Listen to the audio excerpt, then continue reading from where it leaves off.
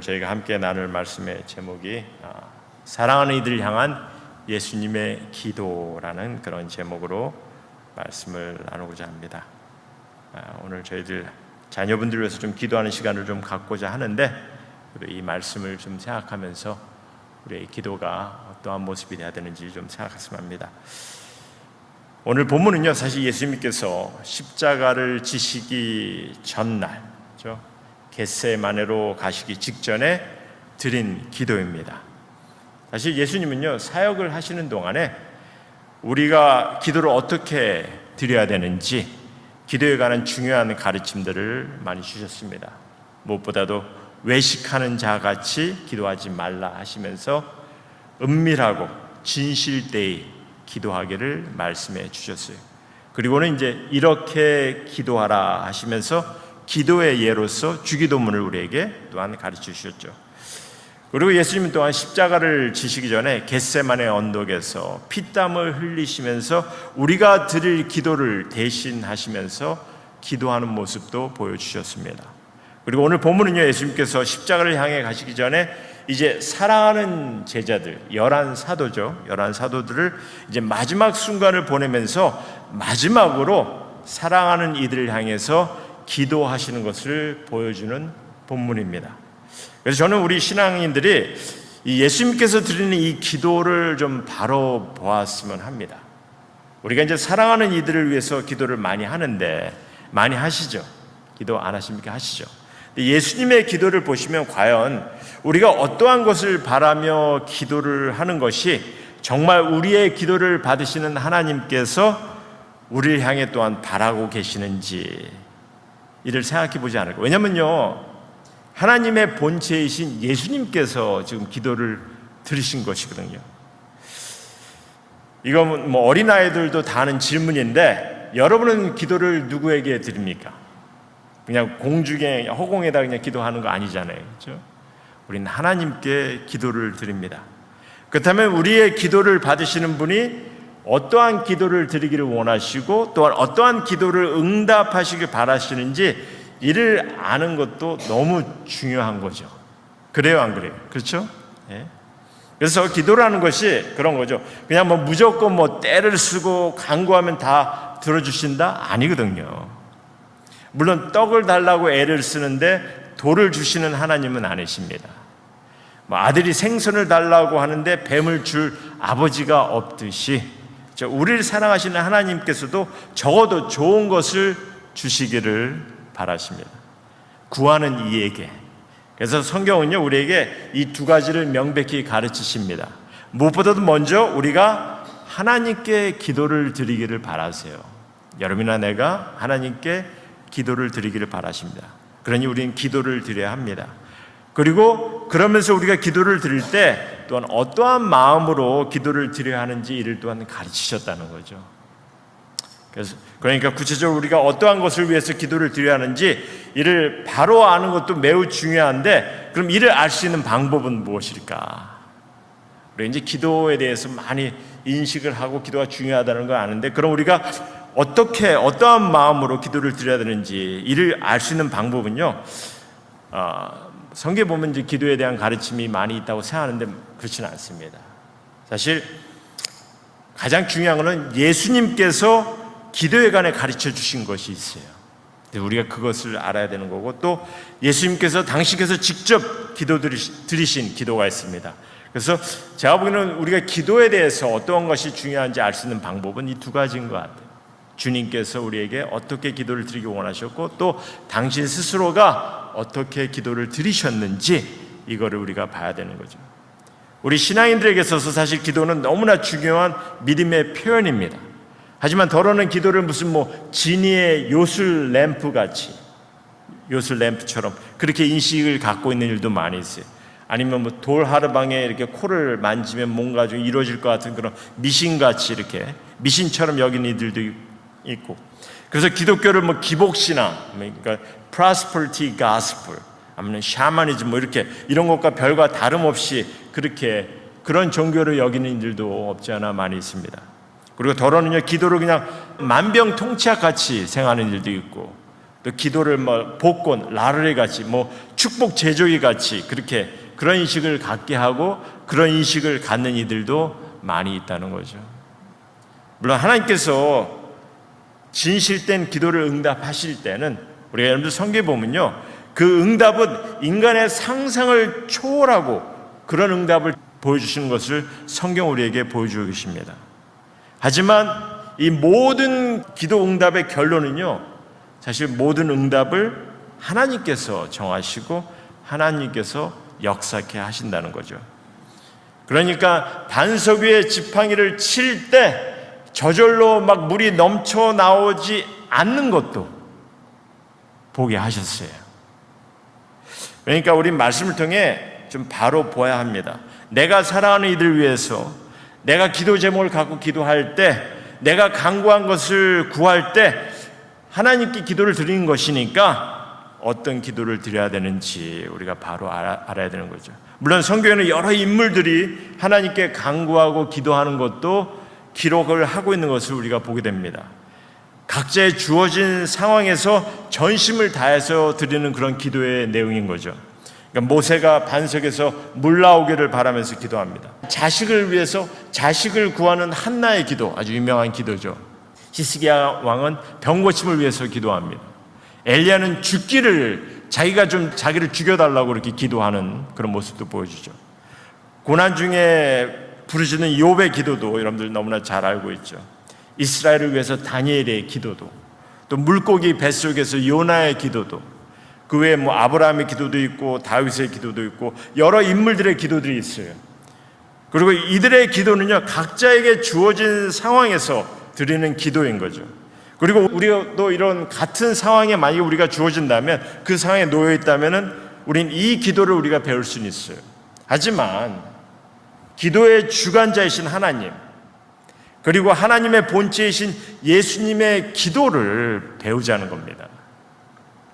특별히 내가 사랑하는 이들을 위해서 내가 기도 제목을 갖고 기도할 때, 내가 간구하는 것을 구할 때 어떤 기도를 드려야 되는지 주님께서 그 기도의 모습을 보여주셨으니 주님의 기도를 통해서 배우자는 거죠. 그래서 사실 요한복음 17장은요 전체가 예수님의 기도인데, 예수님께서 정말 사랑하는 이들을 위해서 하는 기도입니다. 근데 오늘은 저희가 이제 후반부만 좀 보고자 합니다. 그래서 15절부터 보시기 바랍니다. 15절부터 보시면요, 내가 비옵는 것은, 주님께서 지금 기도를 하고 계십니다. 내가 비옵는 것은 그들을, 그러니까 예수님과 함께 있는 그 그들을 세상에서 데려가시기를 위함이 아니요 다만 악에 빠지지 않게 보존하시기를 위함이니이다, 이렇게 말씀하세요. 사실 여기서 우리가 좀 예상할 수 있는 기도는요, 저들이 좀 이 험한 세상에서 저들을 좀 빨리 데려가 주십시오 하는 그 기도가 더 낫지 않았을까? 아니면은 저들이 이제 남아있으니까 이 복음을 전해야 되는데 그냥 유명한 부흥사가 되고 수천 수만 명이 따르는 그런 사도들이 되도록 인도해 주십시오 하고 그런 기도를 드렸어야 되지 않겠나, 그렇게 생각할 수도 있겠는데, 그런데 예수님은 다만 이렇게 기도하십니다. 세상에서 빼내지 마시고 세상 속에 있게 하시되 악에서 지켜달라고 그렇게 기도합니다. 그래서 이제 16절은 이렇게 이어지죠. 16절하고 18절 보면요, 내가 세상에 속하지 아니함 같이 그들도 세상에 속하지 아니하였사옵나이다. 그리고 18절에 아버지께서 나를 세상에 보내신 것 같이 나도 그들을 세상에 보내었고. 그러니까 분명히 예수님은요, 우리가 하나님의 자녀가 된 이상 이제 우리는 세상에 속한 자가 아니라 하세요. 우리는 세상에 속한 자가 아니라 하십니다. 하지만 그렇다고 우리가 세상 밖으로 옮겨진 존재는 또한 아니라는 거죠. 우린 다만 세상 안에서 부르심을 받은 일에 합당하게 행해야 될 존재임을 말씀해 주고 계십니다. 이게 참 아이러니한 거죠. 세상에 속하지 말아야 하지만 세상에 보내진 일을 감당해야 하는. 그래서 저는 이를 이렇게 이해를 하려고 합니다. 우리가 부르심을 받은 것은요, 사실 주님의 교회를 위해서 우리가 부르심을 받았다, 우리가 계속해서 에베소를 통해서 봤습니다. 그래서 주님의 교회 공동체를 위해서 부르심을 받은 일에 우리가 합당하게 행해야 되는데 건물이나 외형적인 것에 집착하지 말자는 거죠. 겉으로 드러내 보이는 것을, 이런 것에만 너무 에너지를 쏟지 말자는 거죠. 왜냐하면요, 이런 것들이야말로 세상에 속한 이들이 집착하는 거고, 그러니까 우린 다만 주님을 찬양하고 경배 드리는 일에, 주님의 사랑을 전하고 나누는 일에, 주님의 하나된 그 몸을 세우기 위해서 서로 섬기고 또 맡겨진 일에 신실한 것. 그래서 부활하신 주님이 우리 가운데 역사하고 계심을, 우리 가운데 함께 계심을 우리가 증거할 수 있는, 하나님의 영광을 드러낼 수 있는 그런 일에 전념하는 그런 인간다운 신앙인이 되자는 거죠. 그리고 예수님께서 이를 위해서 또한 우리가 이런 일들 우리가 온전히 이루기 위해서 예수님은 이제 악에 빠지지 않고 보존되기를 기도하고 계시는 겁니다. 그런데 예수님께서 지금 악에 빠지지 않게 보존하시기를 바라시는 그런 기도 가운데 이제 거룩에 대한 말씀을 해주고 계세요. 그러니까 이제 거룩에 대한 가르침도 우리가 좀 다시 한번 봐야 되는 것 같아요. 왜냐하면요, 이게 악에 빠지지 않게 이런 기도 속에서 거룩이란 말을 이렇게 하니까 더러는 뭐 극단적으로 우리가 아예 세상과 완전히 그냥 단절해서 뭐 산속으로 들어가고 뭐 세상과 접촉을 뭐 피하고 최소화하는 것, 이런 것을 이제 거룩이라 이렇게 여기려고 하는 이들이 있습니다. 하지만 이건 잘못된 생각인 거죠. 그렇다고 우리가 뭐 세상과 뭐 구별됨이 없이 구별되는 것을 포기하고 완전히 세상과 이렇게 동화하는 뭐 그런 삶을 살아가는 것은 아닌 겁니다. 그래서 이제 제가 인간다운 신앙인이 되어야 함을 말씀드린 거고요. 이게 사실 이게 신앙인다움을 너무 강조하면요, 우리는 이제 단절 또는 구별을 좀 강조하게 됩니다. 그러니 인간다운 신앙인, 이것이 바로 예수님이 사셨던 그런 삶의 방식이었고 바울이 지향하는 그런 신앙의 모습이었다는 거 다시 한번 기억하셨으면 합니다. 성경은 우리에게 그래서 가르칩니다. 또 예수님께서 17절에 이렇게 거룩에 관한 말씀을 이렇게 해주십니다. 그들을 진리로 거룩하게 하옵소서. 아버지의 말씀은 진리니이다. 사실 이 구절이 좀 부연 설명이 좀 필요합니다. 그래서 죄송하지만 잠깐 제가 내용에서 잠깐 이렇게 돌아오겠습니다. 여러분들 거룩이란 말, 제가 거룩에 대해서 많이 언급을 하고 말씀을 많이 나눴는데, 이 거룩이라는 것은요, 여러분이나 제가 죽었다 깨어나도 우리 스스로를 거룩해 할 수 없는 그런 존재라고 그렇게 말씀드렸어요. 그럼에도 불구하고 사실 거룩이란 말이 많은 잘못된 가르침을 갖게 한 단어이기도 합니다. 거룩이란 말이 이게 성화, sanctification 이런 말로 해석이 되면서 나름 이게 나의 행위, 나의 노력으로 이렇게 성화될 수 있는, sanctify 될 수 있는, 그래서 뭐 성인이나 뭐 성자, saint 뭐 이런 것이 될 수 있는 그런 구조로 가르쳐 왔어요. 거룩이란 말이.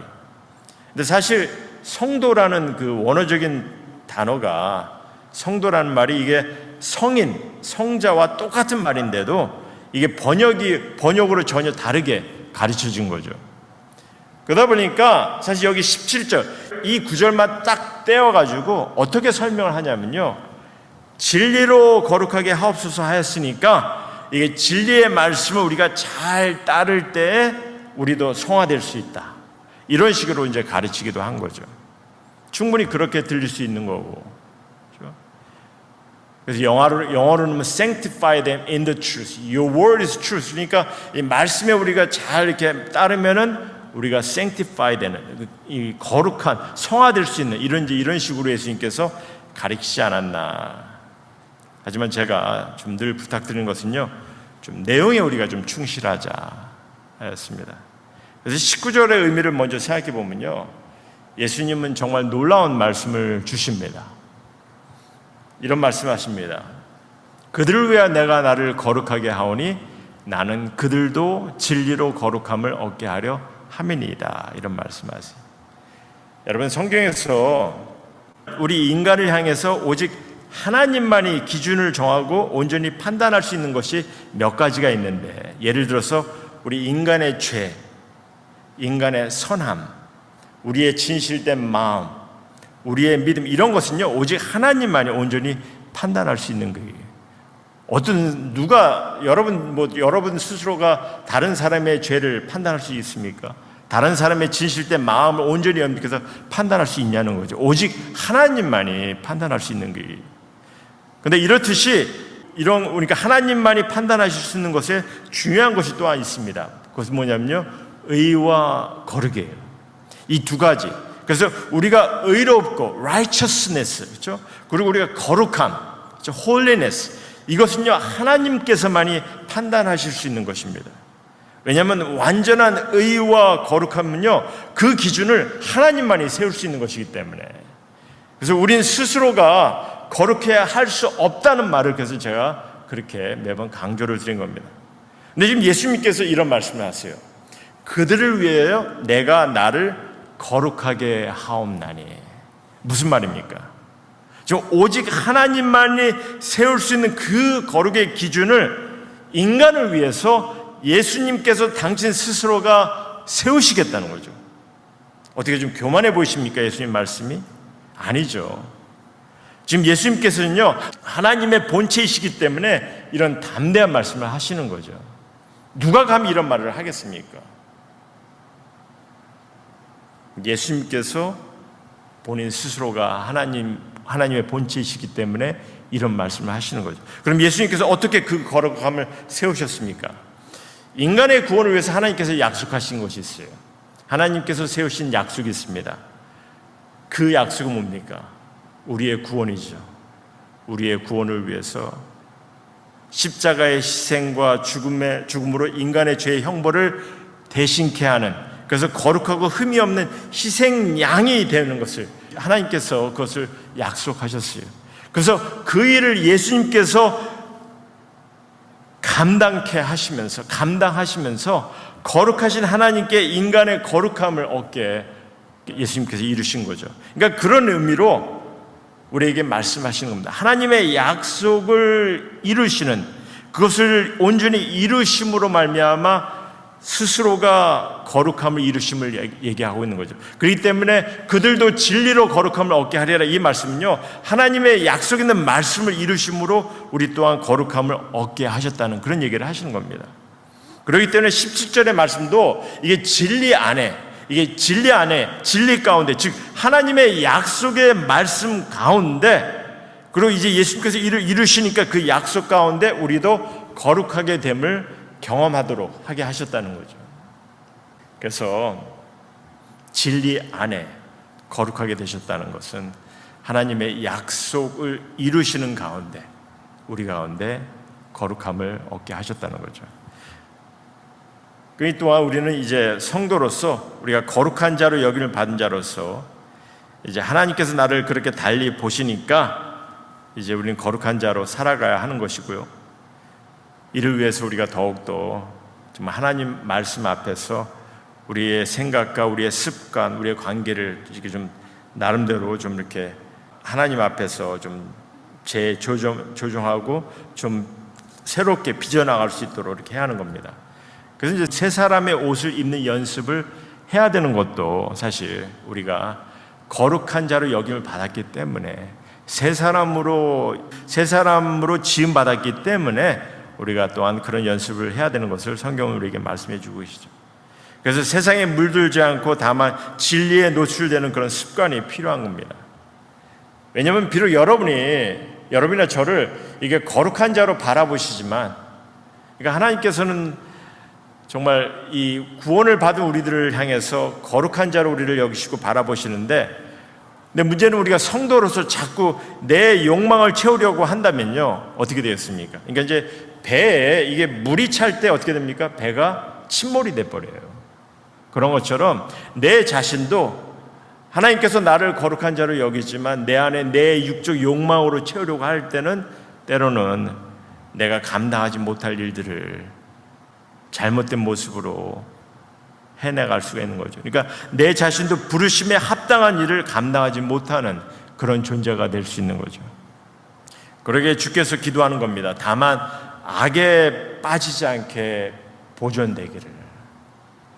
그리고 우리 또한 성도된 이로서 이제 악에만 빠지려는 것이 아니라 우리가 이제 악에 빠지지 않기 위해서 다만 말씀과 기도, 이 찬양과 경배, 또 사랑과 섬김, 이러한 삶에 최선을 다하면서 우리 신앙생활을 지켜야 되는 거죠. 우리는 우리에게 맡겨진 이런 일들을, 부르심에 합당한 일들을 감당해 갈 수 있도록 행해 가는 겁니다. 그리고 주님께서 이제 우리를 향해서 기도하셨기 때문에 더욱더 악에 빠지지 않고 보존될 수 있도록 주님께서 기도하시니 우리는 이를 경험할 수 있는 자가 되는 거죠. 그러면서 다음 예수님께서 기도하는 것이 무엇에 관한 것이었냐면요, 20절에 보면은 내가 비옵는 것은 이 사람들만 위함이 아니요 또한 그들의 말로 말미암아 나를 믿는 사람들도 위함이니, 이런 얘기를 하십니다. 예수님은요, 우리의 삶이 그냥 내가 필요한 것을 내가 행하고 내가 만족하고 막 이루어가는 것, 그것만으로 나의 삶을 다하기를 원치 않으세요. 부르심을 받은 일에 합당하게 행하기를 바라시는 것처럼 내 삶에도 내가 나를 통해서 다른 이에게 영향을 끼칠 수 있는, 가치를 부여할 수 있는, 주어진 목적을 감당해야 할 수 있는 그런 삶을 감당하기를 원하시는 거죠. 그렇다면 가장 귀한 것이 뭐겠습니까? 내 삶에 있어서 내가 남들에게 영향을 끼치고 또 내게 주어진 가치 있는 삶을 살아가고 이런 일들을 하기에 있어서 가장 귀한 것이 무엇일까? 나로 인해서, 여러분으로 인해서 적어도 한 영혼이, 길 잃어버렸던 영혼이든 뭐 어떤 도움이 필요하던 영혼이든 적어도 한 영혼이라도 주님께 돌아오게 되는, 주님께 관계를 세울 수 있는 그 일을 감당해 가는 것을 주님께서는 너무나 귀하게 여기신다는 거죠. 그러게 예수님은 우리를 통해서 우리의 말로 말미암아 예수님을 믿게 되는 사람들을 위해서 또한 기도를 하고 계십니다. 궁극적으로 예수님의 이 기도를 통해서 예수님께서 기도하는 이들이 무엇을 경험하게 되길 바라시냐면요, 우리 21절 말씀 보시면은 그렇게 얘기하십니다. 아버지여, 아버지께서 내 안에, 내가 아버지 안에 있는 것 같이 그들도 다 하나가 되어 우리 안에 있게 하사 세상으로 아버지께서 나를 보내신 것을 믿게 하옵소서. 여러분들, 예수님의 이 기도 전체 내용을 보시면요, 예수님께서 가장 간절히 구하시는 것이 바로 이겁니다. 하나가 되게 하옵소서. 얼마나 놀라운 일입니까? 십자가에 달리시기 몇 시간 전에 예수님의 마음을 가장 무겁게 채웠던 것은 뭐냐면 우리의 연합이라는 거죠. 하나님의 사랑을 깨닫고 주님의 사랑 안에서 우리가 그 안에서 하나가 되기를 바라신다는 거죠. 인간에게 구원을 베푸셨으면 우리는 아마 그런 것을 많이 생각할 것 같아요.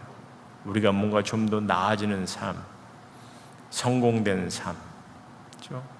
세상에서 뭔가 좀 특별하게 드러나는 그런 삶, 이런 것을 위해서 기도를 하셨을 텐데 그런 기도가 아니라 주님을 믿고 그 믿음의 확신을 갖고 내가 감격된 마음으로 다른 이들에게, 다른 영혼들에게 그 복음의 메시지를 전함으로 말미암아 또한 그들에게도 하나님을 믿음 속에서 그 믿음 안에서 우리가 하나가 되기를, 그거를 바라고 계신다는 거죠. 그리고 이것은요, 단순한 인간의 화합이 아닙니다. 여기서 보면 아버지께서 내 안에, 내가 아버지 안에 있는 것 같이, 그러니까 아버지와 아들이 서로 완전히 사랑하고 완전히 신뢰하고 완전히 하나가 되는 그 관계, 그 관계를 우리에게 말씀해 주신 거죠. 그러면서 이게 정말 중요한 말씀이 뭡니까? 세상이 믿게 하옵소서, 이런 얘기를 하죠. 우리의 하나됨은 단지 우리끼리만 좋게 되는 것이 아니라 세상이 우리를 통해서 또한 주님을 믿게 되는 것을 간구하고 계시다는 거죠. 여러분, 세상은 우리의 논리적인 설교나 완벽한 신학보다는 그리스도인이 서로 사랑하며 하나가 되어 사는 것을, 그 모습을 볼 때 예수님을 믿게 되는 것을 우리가 좀 기억하셨으면 합니다. 그러면서 23절은 더 나아갑니다. 23절을 보면요, 나는 그들 안에, 아버지는 내 안에 계셔 저들로 온전히 하나가 되게 하려 함은 아버지께서 나를 보내신 것과 나를 사랑하심 같이 그들도 사랑하신 것을 세상으로 알게 하려 함이니이다. 우리의 연합이 온전해질 때 세상은 하나님의 사랑을 보게 되는 거죠. 교회 안에 분쟁이 있고 성도들끼리 서로 미워하고 판단할 때 세상은 무엇을 보겠습니까? 저들 우리와 아무 다를 바가 없네. 아마 그렇게 볼 거예요. 그러나 교회가 진정으로 하나가 돼서 정말 서로 사랑하고 섬길 때 세상은요, 그 안에서 정말 설명할 수 없는 무언가를 보게 되는데 뭐겠습니까? 부활하신 하나님의 능력을 보게 될 것이고, 부활하신 하나님께서 함께 하신 가운데 하나님의 귀한 사랑의 모습을 이루어가는 그 모습을 보게 되는 거죠. 이제 말씀을 정리합니다. 예수님께서는요, 당시께서 사랑하시는 11 사도들 향해서 예수님께서 기도하는 것을 우리에게 보여주시는데, 사실 예수님의 기도를 보면요, 어떻게 보면 굉장히 단순한 기도입니다. 하지만 정말 예수님의 진심 어린 마음을, 그가 소원하는 것이 무엇인지를 담고 있는 거죠. 세상에 남겨진 예수님을 떠나보내야 하는 그 사도들이 무엇보다도 거룩함으로 성도된 자로서, 새 사람을 지음받은 자로서 악에 빠지지 않게 보존되기를, 그래서 세상에서 넉넉히 이기기를, 그래서 정말 부르심받은 일에 합당히 행해갈 수 있도록 이를 위해서 기도하고 계시더라는 거죠. 그리고 또한 하나님의 자녀로서 주어진 관계 속에, 주어진 여건 속에 영향을 끼칠 수 있는, 복음을 나누고 그를 실천할 수 있는, 그래서 하나님의 사랑을 나눌 수 있는 그 가운데 모든 영혼이 함께 하나가 될 수 있는 이를 위해서 기도하고 계심을 말씀해 주고 계시더라는 거죠. 그러니 저는 우리 성도님 모두가 좀 이를 기억하기를 소망합니다. 주님의 이러한 기도가 여러분과 저를 향한 예수님의 기도임을, 그래서 주님은 지금도 우리를 향해 지금 기도하고 계세요. 그래서 성경은 이렇게 얘기하죠. 때론 우리가 마땅히 기도할 바를 알지 못할 때 오직 성령님께서 말할 수 없는 탄식으로 우리를 위해 친히 간구하고 계신다, 이렇게 말씀하시는데 어떤 간구겠습니까? 지금 예수님께서 보여주신 이 기도 계시겠죠. 그래서 우리가 이를 기억하면서 우리 또한 이제 사랑하는 이들을 향해서, 사랑하는 자녀들, 여러분들 가족들을 향해서 기도하실 때, 또 때로는 사랑하는 이들을 멀리 보낼 때, 그들을 위해서 기도할 때 예수님의 이 기도를 좀 기억하셨으면 합니다. 그리고 그들을 향해서 기도할 때 사실 그런 것 같아요. 우리가 이제 자녀분들을 떠나 보낼 때 막상 우리가 해야 될 것이 어떻게 보면 아무것도 없어요. 막상 해야 될 것이 거의 없는 거죠. 근데 그런 상황에서 내가 할 수 있는 것이 정말 많지는 않지만 주님께서 기도하듯이 우리가 해야 될 것은 기도밖에 없는 것 같습니다. 그럼 우리가 예수님의 기도처럼 이렇게만 기도를 드려야 하는 것인지, 예수님은요 지금 기도의 근본을 보여주고 계시는 거예요. 내가 사랑하는 이가 늘 하나님의 보호하심과 지키심이 있기를, 그래서 하나님의 손길 가운데 늘 거하게 되기를 기도하시는 거죠. 그래서 악한 것에 빠지지 않게 되기를, 그리고 정말 내가 사랑하는 이가 하나님의 사랑을 드러내고 나눌 수 있는 그런 귀한 삶을 살아가기를 바라면서 기도하라는 거죠. 물론 여러분이 근심 걱정하는 것들 많이 있을 거예요. 자녀분들이 떠나 있을 때 저들을 향해서 근심 걱정하는 것이 많이 있을 것입니다. 하지만 예수님은 가르치시잖아요. 너희는 먼저 그의 나라와 그의 의를 구하라, 그렇게 말씀하셨을 때 그 전에 뭐라고 말씀하셨습니까? 너희 하늘의 아버지께서 이 모든 것이 너에게 있어야 할 줄 아신다, 이렇게 말씀하세요. 너희가 근심 걱정하는 거 아신다는 거죠. 모르시는 게 아니라는 거죠. 네가 무엇을 염려하는지 내가 알고 있으니 내게 그 모든 것을 내어놓고 너는 먼저 그의 나라와 그의 의를 구하라, 이렇게 말씀해 주셨습니다. 그래서 여러분의 자녀들을 위해서, 그리고 사랑하는 이들을 위해서 우리가 근심 걱정하는 거 하나님은 아세요. 그러니 근심 걱정하는 거 마음에 붙들고 계시면 됩니다. 하지만 저들을 향해 기도하실 때 주님의 기도를 좀 기억하시길 바라는 거죠.